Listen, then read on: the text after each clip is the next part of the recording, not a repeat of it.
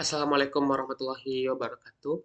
Perkenalkan nama saya Muhammad Ihsan Putra dengan NIM D310952003. Kali ini saya akan menjelaskan tentang Tritaya Network pada proyek tugas besar kelompok saya. Jadi yang pertama saya akan menjelaskan Tritaya Network secara umum. Secara umum, Tritaya Network itu terbagi atas tiga layer, ada layer akses, layer distribution, dan layer core.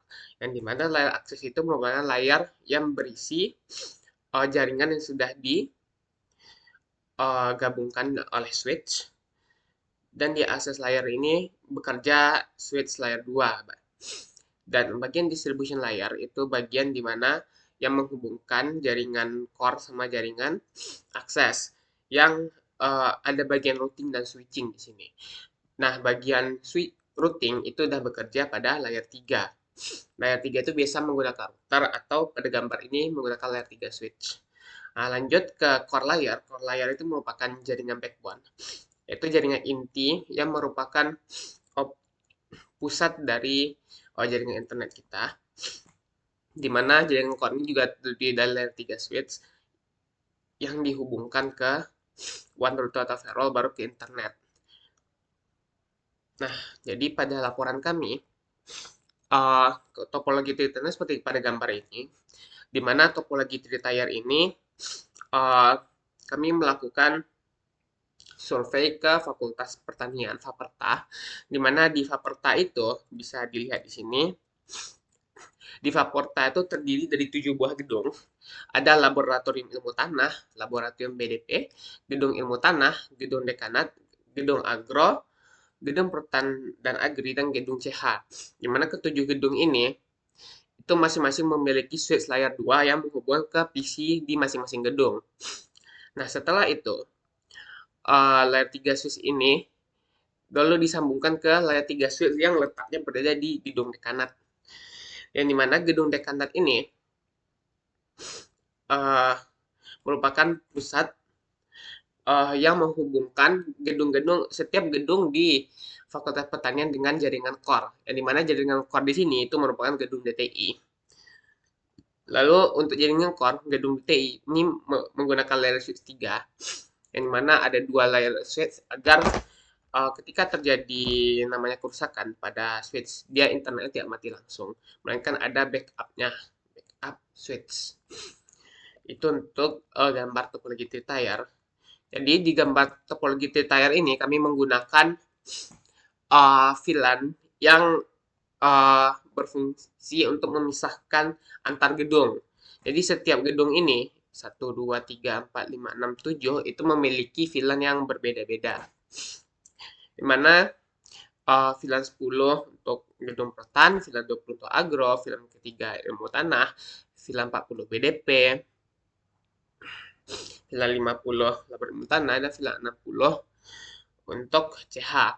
Yang dimana VLAN ini menggunakan tipe VLAN SFI, Switch Virtual Interconnection, yang dimana ini merupakan pembagian subnetnya.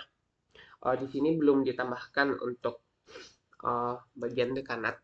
Jadi dekanat juga ada, yaitu di VLAN 70 menggunakan Neo Aldes 192.168.70.0 dengan subnet mask 255.255.255.0. Jadi di sini juga ada nanti di VLAN 70. Lalu untuk IP yang digunakan, kami menggunakan IP DJ pertama, IP host pertama itu 1 untuk bagian switch layer 2.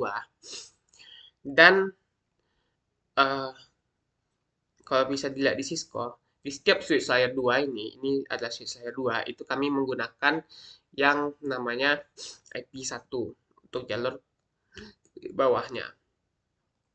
Nah, untuk IP untuk PC kami mulai dari 2 sampai 254 untuk setiap PC, tergantung jumlah PC yang berada di setiap gedung.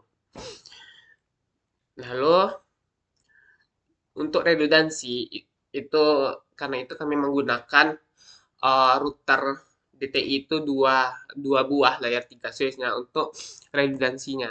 Dan untuk pengembangannya itu perlu pengembangan yang seharusnya VLAN ini dipisahkan per roll, tapi karena kondisi router dalam jaringan kurang memenuhi, makanya kami menggunakan VLAN untuk pembagian per gedung. Nah, ini bagian simulasi paket tracer. Untuk simulasi paket tracer itu langsung saja ke Cisco. Jadi di Cisco ini pertama itu bagian PC dan switch layer 2 ini merupakan bagian akses layer. Di mana pembagian IP yang sudah dijelaskan, ini bagian 1, ini bagian 2, ini bagian 3. Nah, jadi simulasi ini kita mulai dari antar VLAN yang sama. Di sini tertulis bahwa pada VLAN CH itu 60. Jadi kita bakal coba ping dari 62 ke 63. Nah, di sini kalau kita lihat IP untuk di sini 63, maka kita akan nge-ping ke 62. Ping 192 68 62.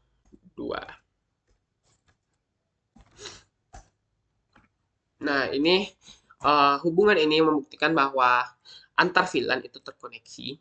Selanjutnya kita ping contohnya ke gedung Proton Agri. Kalau kita lihat di sini IP gedung Proton dan Agri itu berada di VLAN 10. Kita coba aja ke 10.2.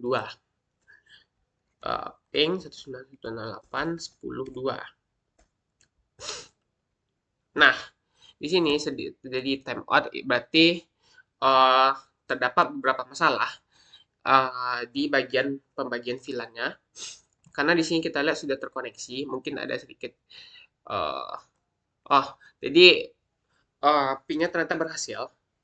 Di mana terlihat bahwa di awal-awal itu dari request timeout dulu, dari lossless baru data itu berjalan. Kalau kita ping sekali lagi, itu datanya bakal berjalan.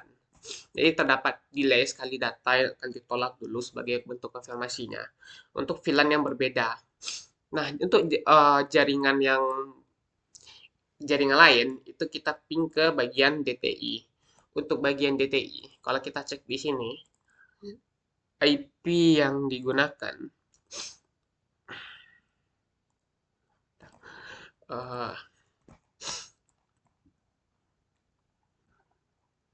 apakah di sini ada?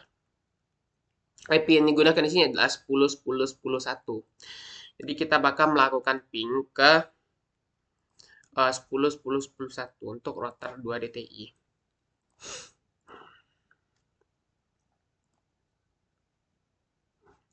Kita ping dari PC ke router DTI. Itu ping 10.10.10.1.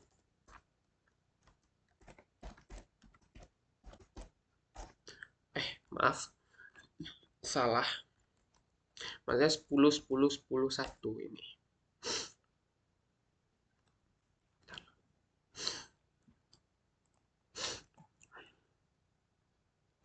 10.10.10.1. Destination host unreachable. Ini kemungkinan terdapat masalah saat dia terhubung ke kemungkinan besar ke bagian tekanan di sini atau terdapat penolakan.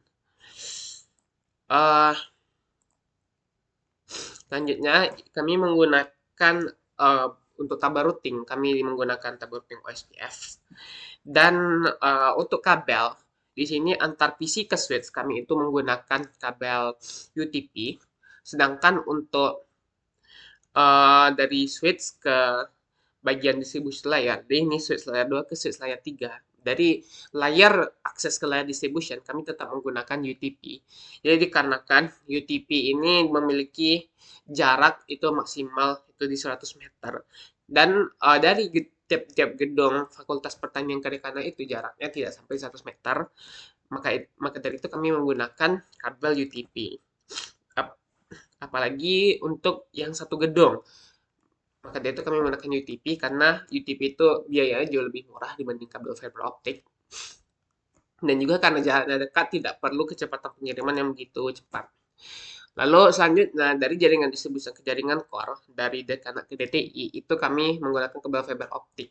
Di mana kabel fiber optik ini kami gunakan karena kabel fiber optik memiliki kelebihan di mana pengiriman datanya cepat dan juga di kabel fiber optik ini uh, walaupun sedikit lebih mahal, dia bisa bekerja jaraknya jauh lebih dari 100 meter. Maka itu kami gunakan kabel fiber optik dari dekanat ke DTI.